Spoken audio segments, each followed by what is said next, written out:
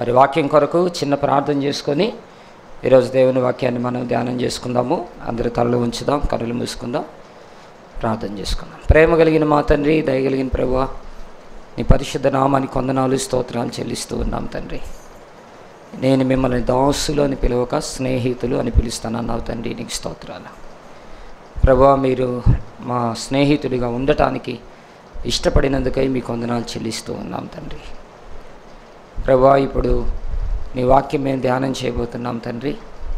మరి దేవునితో స్నేహం చేసే వ్యక్తి ఎలా ఉంటాడో అనే విషయాన్ని మేము చూడబోతూ ఉండగా మాతో కొన్ని విషయాలు సూటిగా స్పష్టంగా మాట్లాడి మేము నీతో స్నేహంలో ఉన్నామో లేదో మమ్మల్ని మేము పరీక్షించుకొని సరిచేసుకొని నీ మిత్రులుగా ఉండటానికి సహాయం చేయమని యేసు నామంలో వేడుకొని ప్రార్థన చేస్తున్నాం తండ్రి. ఆమేన్, ఆమేన్. యోహాను సువార్త 15వ అధ్యాయంలోని మాటని నేను ఆధారం చేసుకొని, దేవుడు ఈ భూమి మీద ఉన్నటువంటి మనుషులని లేదా ఒక మనిషిని నా స్నేహితుడని 3 పర్యాయములు చెప్పిన సందర్భాన్ని మనం చూస్తాం. నిజంగా అది చాలా ఆశ్చర్యం వేసింది. పరలోకములో ఉండేటువంటి దేవుడు, సర్వోన్నతుడైన దేవుడు, సైన్యములకు అధిపతి అయినటువంటి దేవుడు ఒక సామాన్యమైనటువంటి వ్యక్తిని నా స్నేహితుడు అని 3 సార్లు దేవుడు చెప్పినటువంటి వ్యక్తి అతనే. బైబిల్లో ఇంకెవరు మనకు అలా కనబడరు.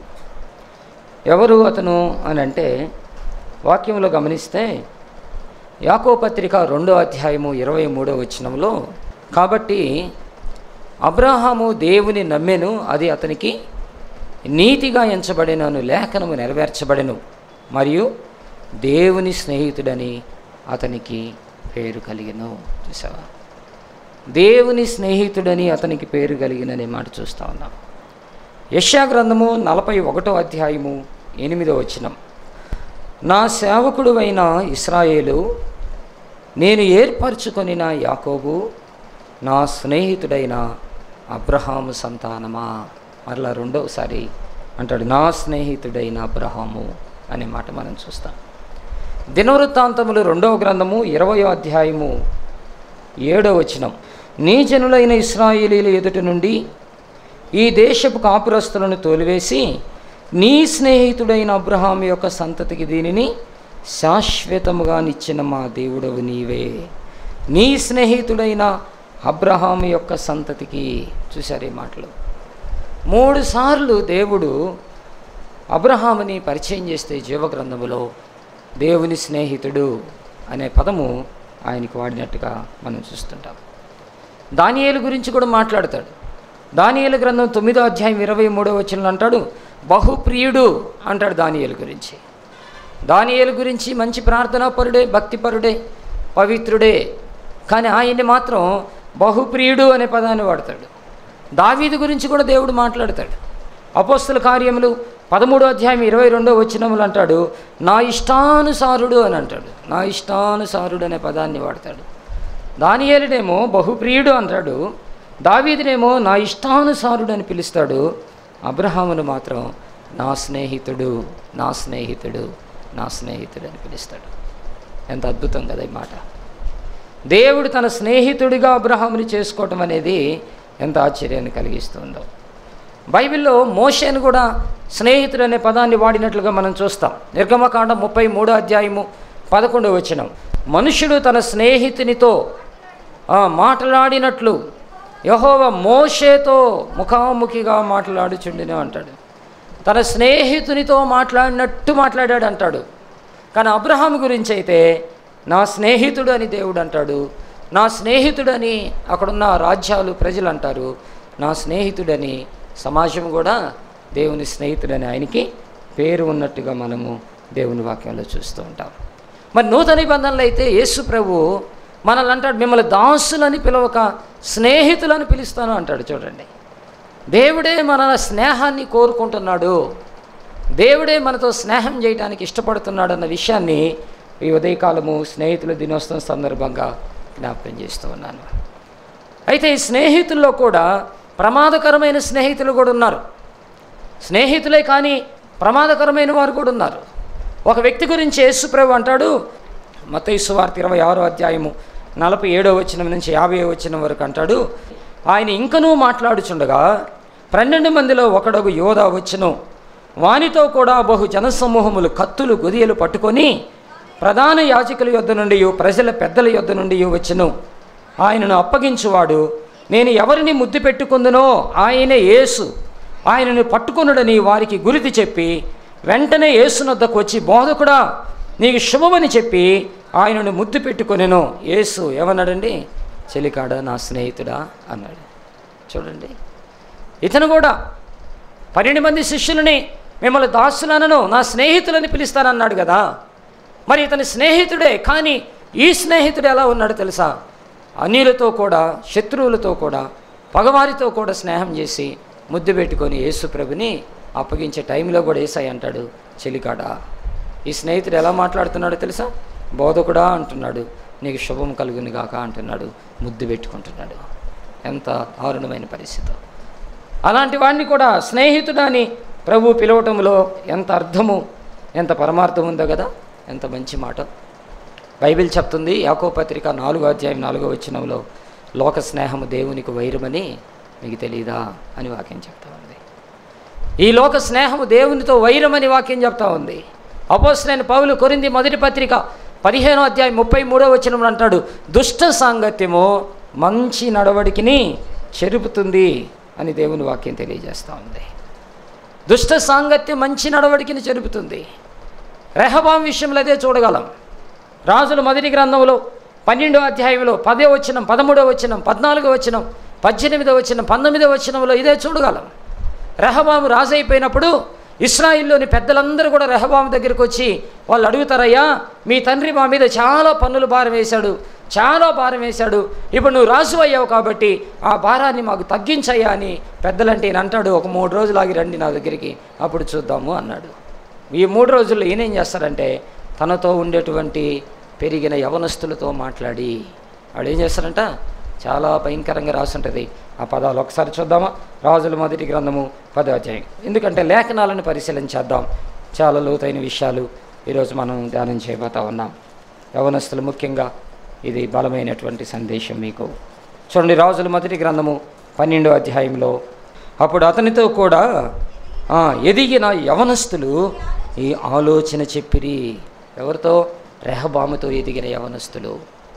అంటే రెహబాము యొక్క ఫ్రెండ్స్, స్నేహితులు. దుష్ట సాంగత్యం మంచి నడవడికిని చెరుపునని ఆ యవనస్తుల దగ్గరికి ఇశ్రాయేలు పెద్దలు వచ్చి, నీ తండ్రి ఎక్కువ భారం మోపాడు, కొంచెం నువ్వు ఆలోచించి మమ్మల్ని గమనించయ్యా అని అడిగితే 3 రోజులు ఆగి రండి అన్నప్పుడు ఈ 3 రోజుల్లో ప్రార్థన చేయాల్సినటువంటి రెహబాము తన స్నేహితులతో సంభాషణ చేస్తాడు. స్నేహితుడైన దేవునితో మాట్లాడకుండా, దేవుని దగ్గరికి వెళ్లకుండా లోక సంబంధమైన స్నేహితులతో మాట్లాడినప్పుడు వారిచ్చిన సలహా ఎలా ఉంటుందో ఒకసారి కొన్ని రెఫరెన్స్లు చూపిస్తాను. 13వ వచనం చూడండి. అప్పుడు రాజు పెద్దలు చెప్పిన ఆలోచనను నిర్లక్ష్యపెట్టి యవనులు చెప్పిన ఆలోచన చొప్పున వారిని కఠినముగా ప్రత్యుత్తరం ఇచ్చి ఇట్లన్నాడు అంట. దుష్ట సాంగత్యము కఠినంగా మాట్లాడేటట్టు చేస్తుంది, ఆలోచనలు తారుమారు చేసేసిద్ది, పెద్దలని నిర్లక్ష్యం చేసేద్ది, తల్లిదండ్రులని నిర్లక్ష్యం చేసేసిద్ది, చాలా దారుణమైన పరిస్థితిలోనికి తీసుకెళ్తుంది. 13వ వచనం చూడండి. అప్పుడు రాజు పెద్దలు చెప్పిన ఆలోచన నిర్లక్ష్యపెట్టి యవనస్తులు చెప్పిన ఆలోచన చొప్పున వారికి కఠినముగా ప్రత్యుత్తరం ఇచ్చి ఇట్లన్నాడు. ఏమన్నాడు? 14వ వచనం. నా తండ్రి మీ కాడిని బరువుగా చేసిన కానీ నేను మీ కాడిని మరీ బరువుగా చేస్తాను. చూసావు ఎలా మాట్లాడుతున్నాడు? కఠినమైన మాటలు. నా తండ్రి బరువు చేశాడు మంచిదే కానీ నేను మరీ బరువుగా చేస్తాను అన్నాడు. ఆ తర్వాత నా తండ్రి చబుకులతో మిమ్మల్ని శిక్షించను కానీ నేను కొరడాలతో మిమ్మల్ని శిక్షించదను. చూశారండి ఎలా మాట్లాడుతున్నాడు? నా తండ్రి సబుకులతో శిక్షిస్తే నేను కొరడాలతో శిక్షిస్తాను అన్నాడు.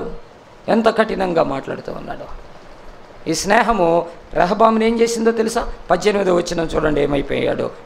తరువాత రాజు అయిన రెహబాము వెట్టి పని వారి మీద అధికారి అయిన అదోరామునకు పంపగా ఇశ్రాయేలు వారందరూ రాళ్లతో అతనిని కొట్టినందున అతడు మరణమైన. కాబట్టి రాజైన రెహబాము ఏం చేశాడంట? యెరూషలేమునకు పారిపోవాలనని తన రథం మీద త్వరగా ఎక్కాడు. దుష్ట సాంగత్యము మంచి నడవడికిని చెరిపేస్తుంది. లూకాసు సువార్త 15వ అధ్యాయంలో ఇదే చూడగలం. తండ్రి మంచోడే, పనివాళ్ళు మంచోడే, అన్న మంచోడే, అందరు మంచోళ్ళే. ఆ మంచి వాతావరణంలో పెరిగినటువంటి ఈ చిన్న కుమారుడు ఏమయ్యాడు అంటే తను దుర్వ్యాపారము వలన తనకున్నదంతా వ్యర్థం చేసేసుకొని పాడు చేసుకున్న పరిస్థితి మనం చూస్తాం. పెద్ద కుమారుడు అడుగుతాడు 29వ వచనంలో, నా స్నేహితులతో ఒక మేకపిల్లనైనా నువ్వు నాకు ఇచ్చావా అని అంటాడు. స్నేహితులు ఎన్నుకోవటంలో జాగ్రత్త ఉండాలి. స్నేహితుల విషయంలో ప్రత్యేకమైన శ్రద్ధ తీసుకోవాలి. లేకపోతే పాడైపోతాం, లేకపోతే కఠినలైపోతాం, మూర్ఖులైపోతాం, మొండి వాళ్ళు అయిపోతాం, పారిపోవలసిన పరిస్థితి అయిపోద్ది, సమస్తము కోల్పోవలసిన పరిస్థితి ఏర్పడిద్ది. నీ స్నేహితులు చాలా ముఖ్యమైన వారిగా ఉండాలి, ప్రత్యేకమైన వారిగా ఉండాలి, ప్రార్థనా పరులుగా ఉండాలి, దేవుని భయం కలిగిన వారిగా ఉండాలి, క్రమశిక్షణ కలిగిన వారిగా ఉండాలి. వారి ధనాన్ని బట్టో, అందాన్ని బట్టో, వారి యొక్క మాటలను బట్టో, వారి యొక్క పరిస్థితులను బట్టో, టాలెంట్స్ని బట్టో స్నేహం చేస్తే చిక్కుల్లో పడిపోతాం, ప్రమాదంలో పడిపోతాం, ఇబ్బందుల్లో పడిపోతాం. దుష్ట సాంగత్యము మంచి నడవడికిని చెరిపేస్తుంది. రెహబాము తాత గొప్ప రాజు, రెహబాము తండ్రి గొప్ప రాజు, రెహబాము కంటే ముందున్నటువంటి సౌలు గొప్ప రాజు. కానీ రెహబాము ఏమైపోయాడు? పారిపోవాలనుకున్నాడు. స్నేహం చేసిన పని స్నేహితుల ఆలోచనలతో, స్నేహితుల మాటలతో, స్నేహితుల తలంపులతో పాడైపోతాయి జీవితాలు. జాగ్రత్తగా ఉండాలి. మరి దావీదుకు కూడా స్నేహం ఉంది. చూడండి దేవుని వాక్యంలో సమూయేలు మొదటి గ్రంథము 18వ అధ్యాయము, సమూయేలు మొదటి గ్రంథము 18వ అధ్యాయము. ఈయన స్నేహం ఎలా ఉందో ఒకసారి చూడండి. సమూయేలు మొదటి గ్రంథము 18వ అధ్యాయము మొదటి వచనం నుంచి చదువుతూ ఉన్నాను. చూడండి ఏమందో, దావీదు సౌలుతో మాట్లాడుట చాలించినప్పుడు యోనాతాను హృదయం దావీదు హృదయంతో కలిసిపోయిన. యోనాతాను దావీదును తమ ప్రాణ స్నేహితుడిగా భావించుకొని అతన్ని ప్రేమించి, చూసావా, దావీదు సౌలుతో, సౌలు దావీదుతో మాట్లాడుకుంటున్నప్పుడు ఆ మాటలు వింటూ ఉంటే పక్కనున్న యోనాతాను కనిపించింది. ఇతని హృదయం కలిసిపోయి ప్రాణ స్నేహితుడిగా భావించాడంట. ప్రాణ స్నేహితుడిగా. దావీదు నోట ఏం మాటలు వచ్చాయి? జీవం కలిగిన దేవుని మాటలు మాట్లాడేవాడు దావీదు. దావీదు గొల్లియాతుని చంపడానికి వెళ్ళినప్పుడు మాట్లాడిన మాటలు ఏంటండి సౌలుతోటి? నా దేవుడు, నా దేవుడు, నా దేవుడు అని మాట్లాడాడు. చంపిన తర్వాత వచ్చినా కూడా దేవుడి గురించే మాట్లాడాడు. చంపేటప్పుడు కూడా జీవము కలిగిన దేవుని పక్షాన్ని మీదకి వస్తున్నాను అన్నాడు. ఎలుగుబంటిని ఎదుర్కొన్నా, సింహాన్ని ఎదుర్కొన్నా కూడా దేవుని ద్వారా చేశాను అన్నాడు. కాబట్టి దావీదు యొక్క మాటలు దైవ సంబంధమైన మాటలు, ఆత్మ సంబంధమైన మాటలు, దయగలిగిన, కృపగలిగిన, జీవం కలిగిన మాటలు. యోనాతాను హృదయం దావీదు హృదయంతో కలిసిపోయినని రాయబడింది. 19వ అధ్యాయం 4వ వచనం, సమూయేలు మొదటి గ్రంథం 19వ అధ్యాయం 4వ వచనం చూడండి. యోనాతాను తన తండ్రి అయిన సౌలుతో దావీదును గురించి దయగా మాట్లాడి, సౌలు కుమారుడు యోనాతాను దావీదు గురించి ఏం మాట్లాడంట? దావీదు స్నేహము యోనాతాను దయగా మాట్లాడేటట్టు చేసింది. ఎక్కడ గర్వం లేదు, ఎక్కడ అతిశయం లేదు. మా తండ్రి ఆహా ఓహో సూర్యుడు వీరుడని గర్వమే యోనాతానులో. దయగా మాట్లాడిననే పదం చూడండి. స్నేహము తల్లిదండ్రులతో బిడ్డలు దయగా మాట్లాడటానికి ఉపయోగపడిద్ది. నీ స్నేహం పాడైతే నీ తల్లిదండ్రులతో కూడా నువ్వు కఠినంగా మాట్లాడతావు. నువ్వు కఠినంగా మాట్లాడావంటే తల్లిదండ్రులకు అర్థమయ్యవలసిన విషయం ఏంటి తెలుసా? నీ పిల్లలు చెడు స్నేహంలో ఉన్నారనేది తల్లిదండ్రులు గ్రహించాలా. ఇది మనకు నేర్పిస్తున్న సూక్తి. నీ బిడ్డ నిన్ను ఎదిరిస్తున్నాడంటే, నీ బిడ్డ నిన్ను గద్దిస్తున్నాడంటే, నీ బిడ్డ నీతో కఠినంగా మాట్లాడుతున్నాడంటే ఖచ్చితంగా మనం ఎక్కడికి వెళ్ళాలో తెలుసా? వాళ్ళ స్నేహాన్ని మనం పరిగణలోకి తీసుకోవాల్సిన అవసరం ఉంది. యోనాతాను సౌలుతో దయగా మాట్లాడి, యోనాతాను తన తండ్రి అయిన సౌలుతో దావీదుని గురించి దయగా మాట్లాడి ఏమన్నాడు? నీ సేవకుడైన దావీదు నీ విషయంలో ఏ తప్పిదమును చేసిన వాడు కాక బహు మేలు చేసిన కనుక రాజా నీవు అతని విషయంలో ఏ పాపము చేయకుందువుగాక. ఎట్లా మాట్లాడుతున్నాడో చూడండి, ఎట్లా మాట్లాడుతున్నాడో చూడండి. ఎంత అద్భుతమైనటువంటి వాళ్ళ స్నేహంలో ఉన్న పదాలు. 20వ అధ్యాయము సమూయేలు మొదటి గ్రంథం 20వ అధ్యాయము 39, 40, 41, 42 వచనాలు చూడండి. ఏమి రాస్తాడు? సంగతి ఏమియు వానికి తెలియక ఉండెను. యోనాతానుకు దావీదుకు మాత్రమే సంగతి తెలిసి ఉండెను. వాళ్ళిద్దరికీ తెలిసింది. ఎందుకు? వాళ్ళ హృదయాలు కలిసిపోయాయి కాబట్టి. దావీదు సౌలుని చంపాలని వేసిన పన్నాగము అది పనోళ్ళకి కానీ ఎవరికి తెలియదు. అది యోనాతానికి దావీదుకే తెలిసి ఆ బాణాల నుంచి, ఆ కీడు నుంచి దావీదుని తప్పించిన సందర్భంలో అంటున్నాడు, వారిద్దరికి మాత్రమే తెలిసింది అన్నాడు. 40వ వచనం, యోనాతాను తన ఆయుధములను వాని చేతికిచ్చి వీటిని పట్టణమునకు తీసుకొని పొమ్మని చెప్పి వాడిని పంపివేసెను. వాడు వెళ్ళిపోయిన వెంటనే దావీదు దక్షిణపు దిక్కు నుండి బయలుదేరి వచ్చి 3 మారులు సాష్టాంగ నమస్కారం చేసి తర్వాత వారు ఒకరినొకరు ముద్దు పెట్టుకొనుచు ఏడ్చుచూ ఉండిరి. ఈలాగు ఉండగా దావీదు మరింత బిగ్గరగా ఏడ్చాడంట. స్నేహం కోసం చూడండి, స్నేహం కోసం. ఎంత మంచి స్నేహమో, ఎంత మధురమైన స్నేహమో, ఎంత పవిత్రమైన స్నేహమో, ఎంత ఆత్మ సంబంధమైన స్నేహమో.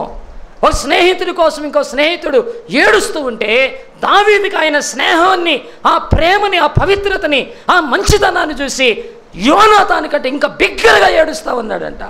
బిగ్గరగా ఏడ్చను అనే పదం చూడండి. ఈరోజు డెవలప్ అవుతుంటే ఏడ్చే స్నేహితులు ఉన్నారు కదా, కానీ స్నేహం కోసం ఏడ్చేవాళ్ళు ఎవరు ఉన్నారు? ఏడిపించే వాళ్ళు ఉన్నారు. మనతోనే ఉంటారు, మనతోనే మాట్లాడుతుంటారు, కొన్నిసార్లు వాళ్ళు నమ్మిస్తారు, అన్నీ ప్రేమగా ఉన్నట్టుగా, దయగా ఉన్నట్టుగా, మేలు చేస్తున్నట్టుగా, సహాయం చేస్తున్నట్టుగా, మనతోనే ఉండి వెన్నుపోటు పొడిచినట్టు. అదే కదా చేసింది తప్పైన కుమారుడి విషయంలో. ఆయన డబ్బు తింటున్నారు, ఆయన తిండి తింటున్నారు, ఆయన పొగుడుతూ ఉన్నారు, ఆయన ఇచ్చిన తాగుతూ ఉన్నారు, ఆయనతో ఆడుతూ ఉన్నారు. చివరికి అన్నీ పోయినాక ఆయన వదిలేసి వెళ్ళిపోయారు. రెహబాముతో అదే కదా జరిగింది. రాజకుమారుడు కదా, రాజు అయ్యాడు కదా అని ఆయనతోనే ఉంటున్నారు, కానీ తప్పుడు ఆలోచనలు ఇచ్చి ఎలాంటి పని చేశారో ఒకసారి ఆలోచించండి. యూదా ఇస్కరియోతు అదే కదా, 5 రొట్టెలు 2 చేపలు పంచినప్పుడు ఆయన కూడా పంచాడు. ఆ మొక్కలు ఎత్తినప్పుడు ఆయన చేతిలో కూడా ఒక గంపు ఉంది. ఆ ధోనిలో వెళ్తున్నప్పుడు ఆయన కూడా ధోనిలో ఉన్నాడు. రోగంతో బాధపడుతున్నటువంటి ఆ యొక్క స్త్రీని బాగు చేసినప్పుడు ఆయన కూడా ఉన్నాడు. సేనాదయాన్ని వదలగొట్టినప్పుడు ఆయన కూడా ఉన్నాడు. గెత్సేమనే తోటలో కన్నీటితో ప్రార్థన చేస్తున్నప్పుడు మాత్రమే ఆయన బయటికి వెళ్ళిపోయాడు. అన్ని సమయాల్లో ఉన్నాడు, ప్రార్థన సమయంలో మాత్రం లేడు. చూసావా? కానీ స్నేహితులు ఏం చేస్తారంటే ఏడుస్తూ బిగ్గరగా ఏడ్చాడంట. 42వ వచనం, అంతటా యోనాతాను, యెహోవా నీకు నాకు మధ్యను, నీ సంతతికి నీ నా సంతతికి మధ్యను ఎన్నటికి సాక్షిగా నుండును గాక. మనమిద్దరము యెహోవా నామమును బట్టి ప్రమాణం చేసుకుని ఉన్నాము కనుక మనసులో నెమ్మది కలిగి పొమ్మని దావీదు చెప్పగా దావీదు లేచి వెళ్ళిపోయిను. యోనాతానుని పట్టణమునకు తిరిగి మనసులో నెమ్మది కలిగించాలి స్నేహితుడు. అది కలవరం చేయకూడదు, మనసులో నెమ్మది. ఎంత మంచి స్నేహం దేవుని వాక్యంలో రాయబడింది. జ్ఞాని సొలొమోను స్నేహాన్ని గురించి మాట్లాడతాడు. సామెతల గ్రంథం 17:17 చూడండి. సామెతల గ్రంథం ఏమంటాడు? నిజమైన స్నేహితుడు చెప్పండి, వీడు ఒక ప్రేమించును, దుర్దశలాంటి వాడు సహోదరుడిగా ఉండును. నిజంగా నాకు పోయిన వారం చాలా ఈ మాట గుర్తొచ్చింది. ఎందుకంటే కాపరికి సంఘం స్నేహితులే, మనందరూ స్నేహితులు యేసుక్రీస్తులో. మిల్కీ కోసం ప్రార్థన చేయండి అని మెసేజ్ పెట్టాను కదా. మెసేజ్ పెట్టగానే టక ఒక 4-5 బాబుని హాస్పిటల్లో చూపించయ్యా, బాబుని హాస్పిటల్లో చూపించు, ఎలా చేస్తున్నావని టక వాళ్ళు కానుక గూగుల్ పేలో, ఫోన్పేలో పంపించేసేసారు. ఆశ్చర్యం వేసింది నాకు. నేను అడగలా, ఊరకు ప్రార్థన చేయండి అనగానే, అంటే సేవకుని యొక్క అవసరతని, సేవకుని యొక్క విధానాన్ని గుర్తించి స్పందించేశారు. లేకపోతే అక్కడి నుంచి ఎలా రావాలి? సడన్గా వచ్చిన వార్త, సడన్గా వెళ్ళిపోయా, సడన్గా రావాలి. పరిస్థితి ఘోరంగా ఉంది, అర్థం కాని పరిస్థితి, అయోమయ పరిస్థితి. ఎందుకంటే రోజంతా వాక్యంలో ఉండిపోయాం. పోయిన వారం జరిగిన ఇదే ఆదివారం 7 గంటలకు 7:30 అప్పుడు ఫోన్ వచ్చింది. 7:30-8కి ఆరాధన అయిపోయింది. మరలా బసవన్నపాలెంలో చర్చ్ యానివర్సరీ మీటింగు, అది మాట ఇచ్చున్నాను, అది పోవాలి. ఒకళ్ళు రిజర్వేషన్ చూసుకున్నారు. రాత్రికే వెంటనే కొంతమంది వారి ప్రేమపూరిక కానుకలు పంపించి ఫర్ మిల్కీ హెల్త్ అని పంపించేశారు. దేవుని వాక్యం చెప్తుంది. ఈ మాట గుర్తొచ్చింది నాకు. ఏంటంటే నిజమైన స్నేహితుడు వీడు దుర్దశలటి వాడు సహోదరుడిగా ఉండును. దేవుడు వదిలిపెట్టలేదు కదా. కాబట్టి స్నేహం అంటే ఏంటో జ్ఞాని అయిన సొలొమోను రాస్తున్నాడు. 18:24 వచనం, సామెతల గ్రంథంలో 18:24, బహుమంది చెలికాండ్రు గలవాడు నష్టపడును, సహోదరుని కంటే ఎక్కువగా హత్తియుండు స్నేహితుడు గలడు. చూడండి ఏమంటున్నాడు, సహోదరుడి కంటే ఎక్కువగా హత్తియుండు స్నేహితుడు గలడు. 27వ అధ్యాయము 6వ వచనం సామెతల గ్రంథం. మేలును కోరి స్నేహితుడు గాయము చేయును. అది స్నేహితుని యొక్క విధానాన్ని జ్ఞానైన సొలొమోను మాట్లాడుతూ ఉన్నాడు. దేవుడు మీరు నా స్నేహితులని పిలుస్తానన్నాడు కదా. అలా స్నేహితుడని పిలిచిన అబ్రహాము దేవునితో స్నేహం చేశాడు. ఎలా అయినా ఇన్నిసార్లు దేవునితో నా స్నేహితుడు అని పిలిపించుకోవడానికి కారణం ఏంటనుకున్నప్పుడు ఒక 5 విషయాలు దొరికాయి నాకు. 5 విషయాలు నా ధ్యానంలో. ఈ 5 విషయాలు మీ ముందుకు తీసుకొని వస్తున్నాను. దేవుడు తన స్నేహితుడిగా మనల్ని భావించడానికి, దేవుడు తన స్నేహితుడిగా మనల్ని పిలవటానికి, దేవుని స్నేహితులని చెప్పటానికి కొన్ని గురుతులు, ఆనవాళ్ళు, కొన్ని ఆధిక్యతలు ఏంటయ్యా అంటే, మొట్టమొదటి విషయం చెప్తూ ఉన్నాను. మొదటిది, దేవునికి సమయం ఇచ్చేవాడు దేవుని స్నేహితుడు. దేవునికి సమయం ఇవ్వాలి. ఊరక మనం బైబిల్ కొనుక్కొని బైబిల్ దగ్గర పెట్టుకొని మనం ఏదో వచ్చి పోతూ ఉండటం కాదు. 24 గంటల్లో దేవునికి కొంత సమయాన్ని కేటాయించి ఆయన మాటలు వింటూ, ఆయనతో మాట్లాడుతూ, ఆయనతో సంతోషిస్తూ, ఆయనతో ముచ్చటిస్తూ, ఆయన పనిలో సహకారిగా మారిపోతూ 24 గంటల్లో కొంత సమయము నీ జీవితంలో నుండి దేవునికి ఇవ్వగలిగి ఉండాలి. అప్పుడు పిలుస్తాడు నా స్నేహితుడు అని. అప్పుడు చెప్పగలం నా స్నేహితుడు అని.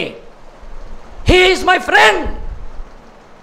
దేవుడు దినవృత్తాంతముల గ్రంథములో నా స్నేహితుడైన అబ్రహాము, యెషయా గ్రంథములో నా స్నేహితుడైన అబ్రహాము, పత్రికల్లో నా స్నేహితుడైన అబ్రహాము, దినవృత్తాంతములు చరిత్ర గ్రంథాలు, యెషయా గ్రంథము ప్రవక్తల గ్రంథాలు, పత్రికలు క్రొత్త నిబంధన కాలం.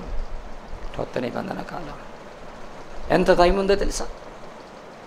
మొదటి 2000 సంవత్సరాలు ఆదాము నుండి అబ్రహాం వరకు అయితే, అబ్రహాము నుండి క్రీస్తు వరకు 2000 సంవత్సరాలు అయితే, క్రీస్తు నుండి మన వరకు ఇప్పటికి 2000 సంవత్సరాలు. మొదటి 2000 సంవత్సరాల్లో నా స్నేహితుడు అని పిలువబడ్డాడు. ఎంత ఆశ్చర్యం! ఎందుకు? దేవునికి సమయం ఇచ్చాడు, దేవునితో గడపడానికి ఇష్టపడ్డాడు, దేవునితో తన సమయాన్ని హెచ్చించడానికి ఇష్టపడ్డాడు. ఆదికాండం 18వ అధ్యాయము చూడండి, మొదటి వచనం. మరియు మమ్రే దగ్గరనున్న సింధూర వనములో అబ్రహాము ఎండవేళ గుడారపు ద్వారమందు కూర్చొని ఉన్నప్పుడు యెహోవా అతనికి కనబడెను. అతడు కన్నులెత్తి చూచినప్పుడు 3 మనుష్యులు అతని ఎదుట నిలబడి ఉండిరి. అతడు వారిని చూచి గుడారపు వాకిటి నుండి వారిని ఎదుర్కొనుటకు పరిగెత్తి నేల మట్టుకు వంగి, ప్రభువా నీ కటాక్షము నా మీద ఉన్న ఎడల ఇప్పుడు నీ దాసుని దాటిపోవద్దు. ఈ మాట చూడండి.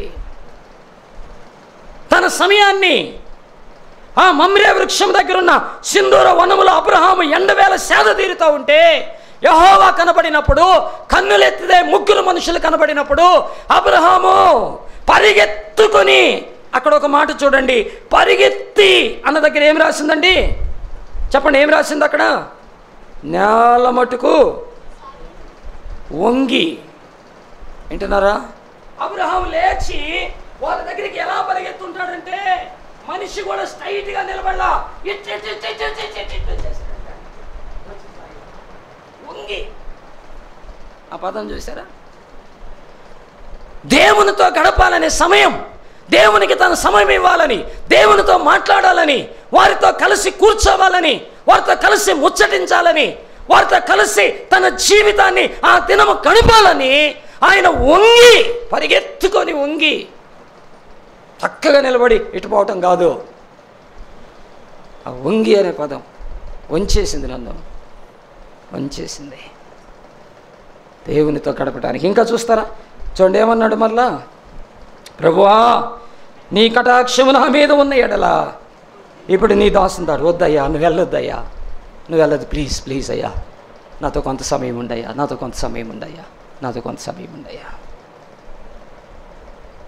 చాలామంది ఒంటరిగా ఉంటే సెల్ ఫోను, ల్యాప్టాపు, టీవీ. ఇది బైబిల్ తీయం. 3 మనుష్యులు దీంట్లో ఉన్నారు. తండ్రి, కుమార, పరిశుద్ధాత్మ త్రియేక దేవుడు. ఆనాడు మమ్రే దగ్గర ఆనాడు సింధూర వనములో అబ్రహామును దర్శించిన 3 మనుష్యులు దీంట్లో ఉన్నారు. ఎప్పుడన్నా అడిగావా? ఇక్కడికి వచ్చి వంగి నన్ను దాటిపోవద్దు. బైబిల్ పక్కన ఉంటాయి కానీ cell phone, laptop, computer, TV, ఇదే సమయం అంతా ఇక్కడే.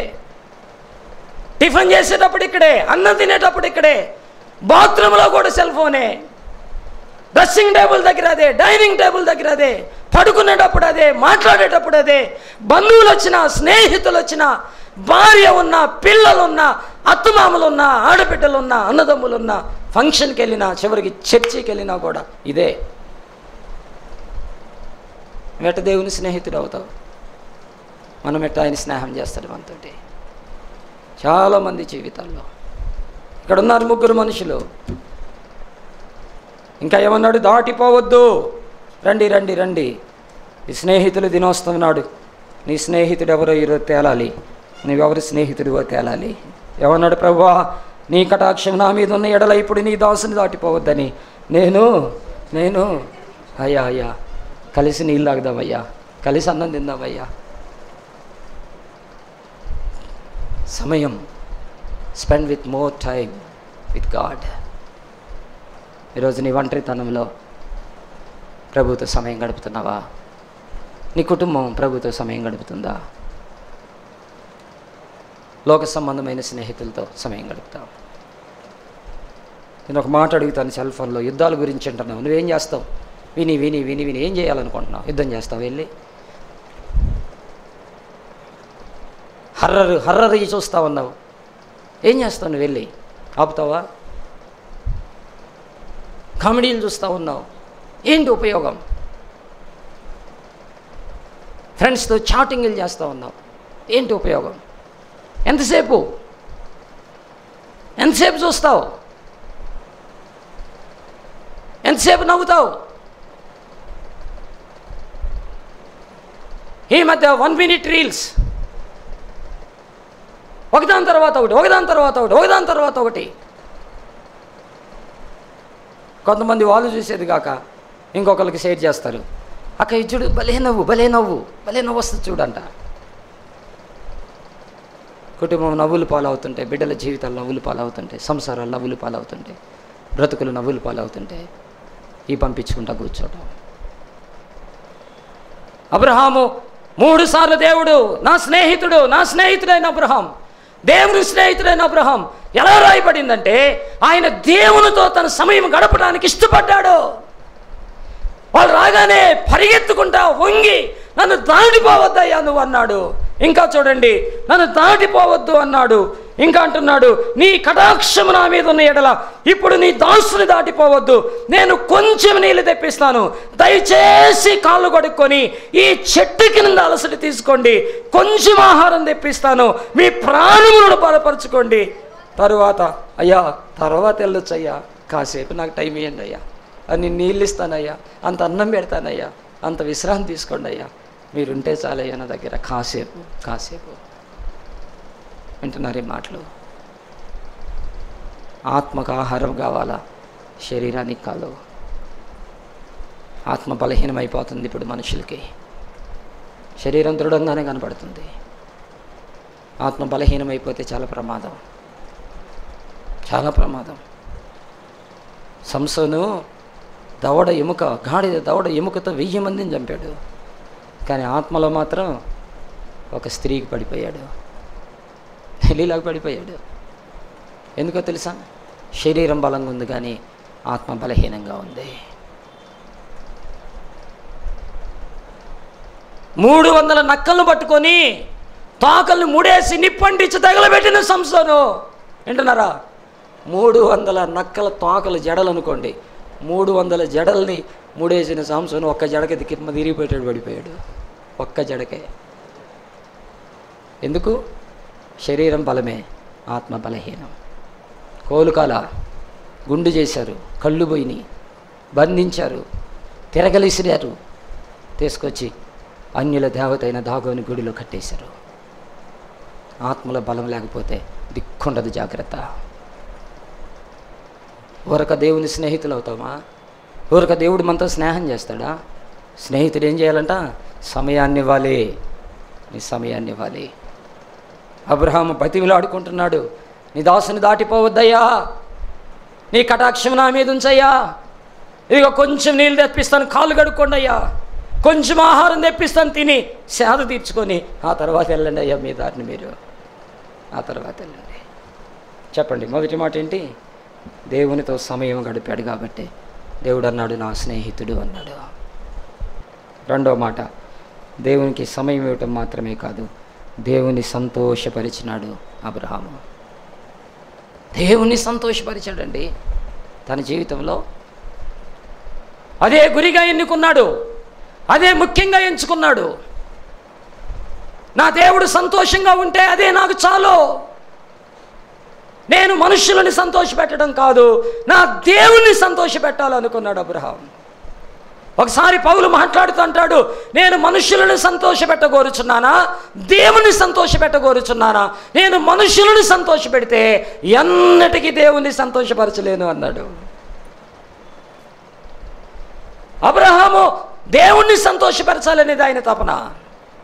75 సంవత్సరాల వయసులో దేవుడు అబ్రహాముని పిలిచిన తర్వాత ఆ రోజు నుండి 175 సంవత్సరాల వయసు అనగా 100 సంవత్సరాలు దేవుణ్ణి సంతోషపరుస్తూనే జీవించాడు. కొడుకుని ఏమంటే కొడుకునిచ్చాడు దేవునికి, దేవుణ్ణి అడిగి ఇచ్చేదాకా ఆగాడు. ఆస్తి బాతుంటే తన తమ్ముడిని పిలిచి ఏది కావాలో అది కోరుకొని పో అన్నాడు. ఎక్కడ దేవుని గాయపరచలా, దేవుని బాధ పెట్టలా, దేవుడు ఎక్కడ కన్నీరు కార్చలా, అబ్రహాం విషయంలో కార్చలా. చాలా రెఫరెన్స్లు ఉన్నాయి. ఎట్లా ఉంటుందో తెలుసా? హెబ్రీ పత్రిక 11:8-9-10 వచనాల్లో ఏం రాయబడిందో ఒకసారి చూడండి. దేవుని సంతోషపరచడం అంటే ఏంటో ఇక్కడ రాస్తాడు. హెబ్రీ పత్రిక 11:8-9-10 వచనాలు చూడండి. ఏం రాశాడు? అబ్రహాం పిలువబడినప్పుడు విశ్వాసమును బట్టి చూడండి, ఆ పిలుపునకు లోబడి, అది సంతోషపెట్టడం అంటే obey the calling of God. దేవుని పిలుపుకు లోబడితే కదా సంతోషం. ఒక తండ్రికి సంతోషం ఎప్పుడు కలిగిద్దండి? బిడ్డల విషయంలో మాట విన్నప్పుడే కదా. భర్తకి సంతోషం ఎప్పుడు కలిగిద్ది? మాట విన్నప్పుడే కదా. భార్యకి సంతోషం ఎప్పుడు కలిగిద్ది? మాట విన్నప్పుడే కదా. మన పెద్ద పెద్ద కప్పులు తేవచ్చు, అవార్డులు తేవచ్చు, కానీ మాట వినకపోతే సంతోషం ఉండదు. దేవుని సంతోషపరచడంలో ఏంటయ్యా ఈ మర్మం అంటే, అబ్రహాము పిలువబడినప్పుడు విశ్వాసమును బట్టి ఆ పిలుపునకు లోబడి విధేయతలో సంతోషం ఉంది. కొంతమంది తల్లిదండ్రులు చెప్తూ ఉంటారు బిడ్డల గురించి, అయ్యా వాడు తిన్నా తినకపోయినా రాత్రిని పగలు కష్టపడినా వాడి ఇష్టాలన్నీ చంపుకొని వాళ్ళ నాన్న మాట అస్సలు జవదాటడు అంటే అది ఎంత సంతోషంతో చెప్పిన మాట. నా బిడ్డని నేను మాట చెబితే అడుగు బయటికైదయ్యా, మేము ఏది చెబితే అదే, ఇక్కడ ఉండమంటే అక్కడ ఉంటుంది, ఇది తీసుకోమంటే అది తీసుకుంటుంది, వద్దు అంటే కన్నెత్తి కూడా చూడడు. అప్పుడు కదా సంతోషం. వెండి బంగారాలు వజ్ర వైడూర్యాలు వాళ్ళకి ఇచ్చిన మాట వినకపోతే ఏం సంతోషం ఉంటుంది? అబ్రహాము దేవుని సంతోషపరిచాడు. ఎలా? విధేయత చూపించట ద్వారా. ఇంకా ఏం రాశాడు? అబ్రహాం పిలువబడినప్పుడు విశ్వాసమునుట ఆ పిలుపునకు లోబడి తాను స్వాచ్ఛముగా పొందనిన్న ప్రదేశమునికి బయలు వెళ్ళాను. మరి ఎక్కడికి వెళ్ళనున్నది ఎరుగొక ఇంకెంత సంతోషం ఒకసారి ఆలోచించండి. ఎక్కడికి పోవాలో తెలియకుండానే పో అబ్రహాం అంటే వెళ్ళిపోయాడు. అబ్బా, నా బిడ్డ ఒక్క ప్రశ్న కూడా వేయలేదే, నన్ను ఒక్క మాట కూడా అడగలేదే, ఎందుకు అంటే అనే మాటే లేకుండా తలంచాడే. వింటున్నారు ఈ మాటలు? దేవుని స్నేహితుడు ఎప్పుడు అవుతాం? దేవుని సంతోషపరిచినప్పుడు అవుతాం. ఆయన ఏడిపిస్తా, ఆయన బాధ పెడతా, ఆయన దుఃఖాన్ని కలుగు చేస్తా, ఆయన హింసిస్తా, ఆయనదొక దారి నీదొక దారి అయితే ఆయన ఏడుస్తాడు, సంతోషపడ్డాడు. లూకాసు వార్త 19వ అధ్యాయంలో ఆయన ఏమన్నాడండి? ఆయన ఏమన్నాడో చూడండి. 41వ వచనంలో, ఆయన పట్టణమును సమీపించినప్పుడు దాన్ని చూసి దాని విషయమై ఎందుకు ఏడ్చాడా? పట్టణాన్ని చూసి. ఎందుకంటే నీవును ఈ నీ దినమందైనను సమాధాన సంబంధమైన సంగతులు తెలుసుకుని నేడేలా నీకెంతో మేలు, కానీ ఇప్పుడు అవి నీ కన్నులకు మరుగు చేయబడి ఉన్నవి. ప్రభువు నిన్ను దర్శించిన కాలముని ఎరుగుకుంటివి కనుక ఏం చేశాడు? ఆ తర్వాత లైన్లు అంటాడు, నిన్ను అరికట్టి నీలోనున్న నీ పిల్లలను నేల కలిపి నీలో రాతి మీద రాయి లేకుండా చేసే రోజు ఒకటి రాబోతుంది. ఎందుకంటే విధేయత చూపించలా. మత్తయి 21 అంటాడు, కోడి తన పిల్లలని రెక్కల కిందకి పిలిచినట్టుగా అనేక సార్లు మిమ్మల్ని పిలిచాను కానీ మీరు రాలేదు అన్నాడు. అందుకే ఏడ్చాడు. లోబడకపోతే ఏడుస్తాడు ఆయన, లోబడితే సంతోషిస్తాడు ఆయన. ఎప్పుడు దేవుని స్నేహితుడయ్యాడంటే, ఒకటి దేవుణ్ణి సమయం ఇచ్చాడు, 2 దేవునికి సంతోషాన్ని ఇచ్చాడు. 3వ మాట చెప్తున్నాను, అబ్రహాము దేవునికి తన సంతానాన్ని ఇచ్చాడు. తన సంతానాన్ని, సానే మాట గుర్తుపెట్టుకోండి చాలు. తన సంతానం ఉంది కదా, దేవునికి ఇచ్చేశాడు. ఎంత ఆచి లేక పుట్టాడండి, లేక పుట్టాడు. బైబిల్ చెబుతుంది అబ్రహాం 100 ఏండ్ల వాడు, శారా 90 ఏళ్ళు, 75 సంవత్సరాల వయసులో వాగ్దానం, 100 సంవత్సరాల్లో కొడుకు పుట్టాడు. 25 సంవత్సరాలు ఎదురు చూస్తే లేక పుట్టిన కొడుకుని దేవుడు అన్నాడు ఆదికాండం 22వ అధ్యాయంలో, ఇదిగో అబ్రహాం, నువ్వు లేచి నువ్వు ఒక్కడైనా నువ్వు ప్రేమించిన ఇస్సాకుని తీసుకొని మోరియా పర్వతానికి వెళ్ళి అక్కడ నేను చూపించిన వాటిలో ఒకదాని మీద, ఎక్కడ పెడితే అక్కడ కాదు, నేను చూపించిన దాంట్లో ఒకదాని మీద నా కోసం బలి అన్నాడు. అంతే, ఆదికాండం 22లో అన్నాడు. ఈ సంగతులు జరిగిన తర్వాత అబ్రహాం లేచి తన గాడిదకు గంతలు కట్టి తన పనివారిని తీసుకొని కట్టెలు చీల్చి ఏం చేశాడంట? ఇస్సాకుని తీసుకొని మోరియా పర్వతానికి బయలుదేరిపోయాడు. తన సంతానాన్ని ఇచ్చేశాడండి, తన సంతానాన్ని. నేను ఎప్పుడు చెప్తాను, నీ పిల్లలు దేవుని దగ్గర ఉండాలా, దేవుని ఎదురుగా ఉండాలా, అప్పుడే దేవుని ఆశీర్వాదం. నీ పిల్లలు దేవుని ఎదురుగుంటే దేవుని ఆశీర్వాదం. నీ సంతానాన్ని దేవునికి ఇస్తే దేవుడు వాళ్ళని డాక్టర్స్ని చేస్తాడు, ఇంజనీర్ని చేస్తాడు, కలెక్టర్ని చేస్తాడు, మిషనరీని చేస్తాడు, సేవకుడిని చేస్తాడు, లేకపోతే ఎస్పీని చేస్తాడు, లేదంటే ఒక ఫారినర్ని చేస్తాడు, ఒక ఉన్నతమైన ప్రధానమంత్రిని ముఖ్యమంత్రిని చేస్తాడు, ఎమ్మెల్యేని ఎంపీని చేస్తాడు. ఆయన ఇష్టం. ఆయన చేతుల్లో ఇస్తే తనకి యుక్తమైన పాత్రగా ఆయన చేసేసుకుంటాడు. ఆయనకి ఇవ్వటమే మన పని. నా సంగతి ఒకటి చెప్తాను మీకు. 10th క్లాసులో హాఫ్ ఇయర్లీ ఎగ్జామ్స్ అంటే 6 నెలలకు జరుగుతాయి కదా. ఏనండి మీరందరూ అంటారు. ఇప్పుడు హాఫ్ ఇయర్లీ ఎగ్జామ్స్ జరిగినాయి, పరీక్షలన్నీ బాగా రాశాను, పేపర్లు దిద్దారు మా సారు. సెయింట్ తెరీసా స్కూల్లో అందరు మార్కులు చెప్తా ఉన్నాడు. గూడూరు రవికుమార్ 100కి తెలుగులో 2 మార్కులు అన్నాడు. 100కి తెలుగులో 2 మార్కులు నాకు. హలో. కానీ మా మేనత్త, మా కాంతత్త దేవుని దగ్గర పెట్టింది నన్ను. ఆయన దీవించుకున్నాడు. మార్కులు కాదు నన్ను ఇక్కడికి తీసుకొచ్చింది, దేవుని ముఖకాంతి ఇక్కడికి తీసుకొచ్చింది. దేవుని ముఖకాంతి. ఎవరికన్నా వస్తాయి ప్రపంచంలో 100కి 2 మార్కులు తెలుగులో? అది మన చదువు. అర్థమవుతుందా? కారణం ఏంటంటే కుటుంబ ప్రార్థన, సండే స్కూలు, యూత్ మీటింగు, సంఘ పరిచర్య, వాక్యము, కంఠత వాక్యాలు, బైబిల్ స్టోరీసు, పాటలు దేవుని ముందు తీసుకొచ్చి పెట్టింది. అమ్మ లేరు, నాన్న లేరు, అయినా కూడా మా అక్కని మా అత్త, మా మేనత్తే పెంచింది, పెద్ద చేసింది. ఇంకొక అత్త కుమారుడు చేసుకున్నాడు, మీ అందరికీ తెలుసు, జాన్ వండర్మ్యాన్. ఎవరైనా ఎండిఓకి చేశాడు, ప్రమోషన్ మీద డోమా అసిస్టెంట్ పీడీగా రిటైర్డ్ అయ్యాడు. ఆమెను ఏమంటారు తెలుసా? ఎండిఓ గారి భార్య అండి అన్నారు. ఎందుకో తెలుసా? దేవుని ముందు పెట్టింది. మా చెల్లి మేరీ జోస్న, మా అత్త దేవుని ముందు పెట్టింది మమ్మల్ని, దేవునికి పడేసింది సంతానాన్ని. నువ్వు చూసుకో ప్రభు అంది, ప్రార్థన చేసింది, వాక్యం చెప్పింది, సండే స్కూల్ చెప్పింది, పాటలు నేర్పించింది, ఎంట పెట్టుకొని గుడికి తీసుకెళ్ళింది, కుటుంబ ప్రార్థనలు కూర్చోబెట్టింది, కంఠత వాక్యాలు చెప్పాలి.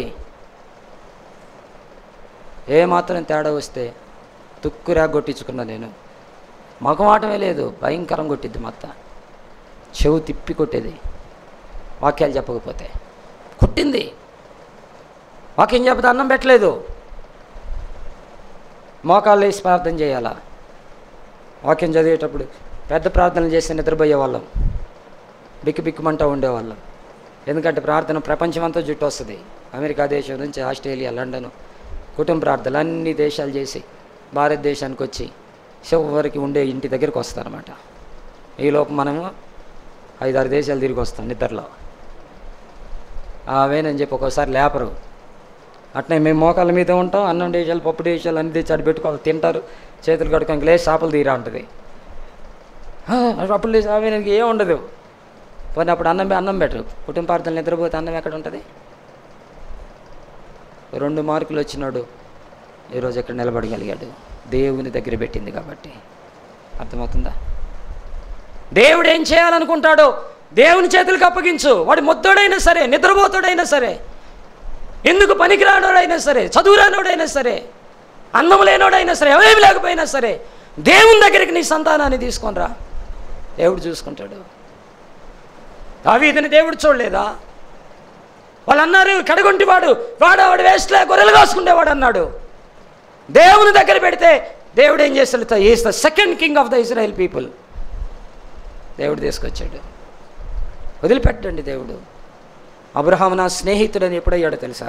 ఏం చేశాడంట? దేవునికి విధేయత చూపించడమే కదా, సంతానాన్ని దేవునికి ఇచ్చేశాడు. తీసుకెళ్ళి కత్తి కూడా ఎత్తేసాడండి. దేవుడు అబ్రహామా నీ కుమారుడు ఇస్సాకు మీద కత్తి వేయొద్దు అన్నాడు. బైబిల్లో రాయబడింది, ఇస్సాకు బాయిలతో వించి పొలము వేసి ఆ సంవత్సరము చెప్పండి 100 ఫలము పొందెను. 100 ఫలం పొందెను. ఎలా? సంతానాన్ని దేవుడికి ఇవ్వండి, దేవుడు చూసుకుంటాడు. కాబట్టి ఏంటి చెప్పండి? మొదటిది దేవునికి సమయం ఇచ్చాడు, రెండోది దేవుణ్ణి సంతోషపరిచాడు, 3 దేవునికి సంతానం ఇచ్చాడు, 4 దేవునికి తన సంపద ఇచ్చాడు. తన సంపద. అబ్రహాం ఎప్పుడు దొంగవల, తన దశమ భాగం ఎప్పుడు ఎగ్గొట్ల. చాలామంది దశమ భాగం దొంగలు ఉన్నారు సంఘాల్లో, చాలామంది ఉన్నారు. అబ్రహాం ఎప్పుడు దశమ భాగం ఎగ్గొట్ల. ఆదికాండం 14వ అధ్యాయం హెబ్రీ పత్రికలో రాస్తాడు, ఆయన షాలేం రాజుకి ప్రధాన యాజకునికి ఏం చేశాడు? తన దశమ భాగం చెల్లించాడు. తన సంపాదనలో, తన యావదాస్తిలో నుండి దేవుని యొక్క సేవకి ఆ కృతజ్ఞత అర్పణలు దేవునికి ఇచ్చేశాడండి. దేవునికి ఇచ్చాడు. ఎప్పుడు నష్టపోమండి దేవునికి ఇస్తే. భక్తుడి పాట రాశాడు కదా, వానొచ్చినా వరదొచ్చినా పెను తుఫాను గాలి విసిరి కొట్టినా నీ ఇల్లు కూలిపోదు, నీ బ్రతుకు రాలిపోదు. ఇచ్చి చూడు యేసయ్యకు, మనసిచ్చి చూడు యేసయ్యకు. 10వ వంతు దేవుని వంతు, అది దాచుకోకు దోచుకోకు. ఏంటట? 10వ వంతు అది దోచుకుంటే నష్టమే. విశ్వాసముతో విధవరాలు ఇచ్చింది, కరువు సంవత్సరంలో కడుపు నిండా అన్నం తిరిందంట. ఈరోజు క్రైస్తవ కుటుంబాలు ఆలోచించాలి. పరిచర్య నీ దశమ భాగం ద్వారా, నీ కృతజ్ఞత అర్పణల ద్వారా పరిచర్య జరగాల. నువ్వు దొంగిలించడం ద్వారా, దాచుకున్నట్టు ద్వారా ఆత్మల రక్షణ ఆగిపోతుంది, పరిచర్య ఆగిపోతుంది, దేవుని రాజ్య విస్తరణ ఆగిపోతుంది. నువ్వు ఆటంకంగా మారిపోతున్నావు. అది మర్చిపోవద్దు. అవసరాలు నీ ముందు కనబడతా ఉంటాయి, అక్కరలు నీ ముందు కనబడతా ఉంటాయి, సమస్యలు నీ ముందు కనబడతా ఉంటాయి, భయభ్రాంతులు నీ ముందు కనబడతా ఉంటాయి. నువ్వెప్పుడైతే వీటిని జయించి నీ సంపాదనలో ప్రభువుకి అప్పగిస్తావో అప్పుడు చూడు నీ ఆశీర్వాదం ఏంటో, నీ దీవెన ఏంటో, నీ సంతోషం ఏంటో, నీ నెమ్మది ఏంటో చూడగలవు. అప్పుడు కాబట్టి టైం లేదు, వెళ్తున్నాను. దేవునికి తన సంపాదన ఇచ్చాడు. ఫైనల్గా దేవునితో సాగిపోయాడు అబ్రహాము. ఏం చేశాడంట? దేవునితో సాగిపోయాడండి. ఎప్పటిదాకా సాగిపోయాడు? హెబ్రీ పత్రిక 11వ అధ్యాయంలో అంటాడు, అబ్రహాము ఇస్సాకు యాకోబులు గుడారములలో నివసించుచు దేవుడు దేనికి శిల్పి నిర్మాణకుడై ఉన్నాడు? ఆ పునాదులు గల పట్టణం కోసం ఎదురు చూస్తా ఒకరోజు ఆ పరదేశంలోనికి వెళ్ళిపోగానే ప్రభు అన్నాడు, ఆ పరదేశకు అబ్రహాం రొమ్ము అని పేరు పెట్టేశాడు. ఎక్కడ దాకా సాగిపోయాడండి? పరదేశకి వెళ్ళేదాకా సాగిపోయాడు. ఎక్కడ no diversions, no turning back, no junctions. సాగిపోతూ ఉన్నాడు పిలిచినప్పటి నుంచి. ఆదికాండం 12వ అధ్యాయం 1వ వచనంలో నుంచి ఆ పిలుపుని అందుకున్నాక హెబ్రీ పత్రిక 11వ అధ్యాయము ఆ 10వ వచనం దాకా ఆయన ఆఖరి ఊపిరి దాకా సాగిపోతూనే ఉన్నాడు. కాబట్టి ఇప్పుడు ప్రభు అన్నాడు, నా స్నేహితుడైన అబ్రహాము, నా స్నేహితుడైన అబ్రహాము, నా స్నేహితుడైన అబ్రహాము. యోహాను సువార్త 15వ అధ్యాయంలో ఈరోజు యేసయ్య కూడా మనల్ని అడుగుతున్నాడు, ఏమని? నేను మిమ్మల్ని దాసులని పిలవను, స్నేహితులని పిలవటానికి ఇష్టపడుతున్నాను. నా విషయాలన్నీ మీకు చెప్పడానికి ఇష్టపడుతున్నాను. నా ప్రాణం ఇవ్వటానికి నేను ఇష్టపడుతూ ఉన్నాను. మరి ఆయన స్నేహితుడిగా నీకు ఆహ్వానం వస్తుంది. మరి సాగిపోతావా? సంతోషపరుస్తావా? ఆయనతో సమయం గడుపుతావా? నీ సంపాదనలో ఆయనకి కొంత ఇస్తావా? నీ సంతానాన్ని నిన్ను ఆయనకి సమర్పించుకుంటావా? ప్రార్థన చేసుకుందాం, తల ఉంచుతాం, కన్నులు మూసుకుందాం. సంతానాన్ని ఇచ్చావా ప్రభువుకి? నీవేం ప్లాన్లు వేయాల్సిన అవసరం లేదు. నీ బిడ్డను ఆయన దగ్గర పెట్టి ఆయన ప్లాన్ వేస్తాడు. మోషేని ఆయన దగ్గర పెట్టాడు, నాయకుడిని చేశాడు. సమూయేలుని ఆయన దగ్గర పెట్టాడు, దీర్ఘదర్శిని ప్రవక్తను చేశాడు. సంసోను ఆయన దగ్గర పెట్టారు, న్యాయాధిపతిని చేశాడు. సొలొమోను ఆయన దగ్గర పెట్టాడు, రాజుని చేశాడు. హలో, నీ బిడ్డలను ఆయన దగ్గర పెట్టు, ఆయన చూసుకుంటాడు.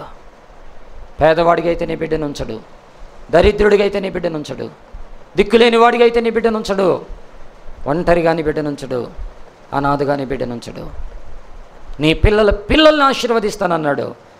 దిగులు పడాల్సిన అవసరం లేదు, భయపడాల్సిన అవసరం లేదు.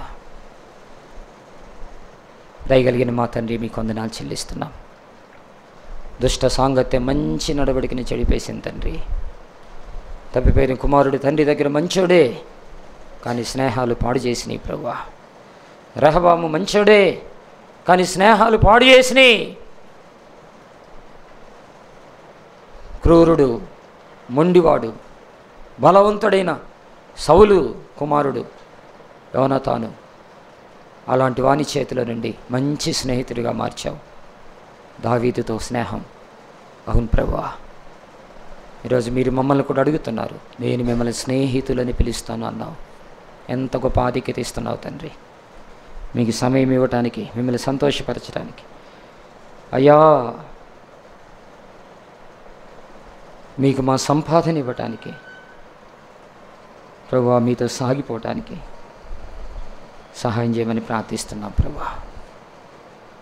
కనికరించండి.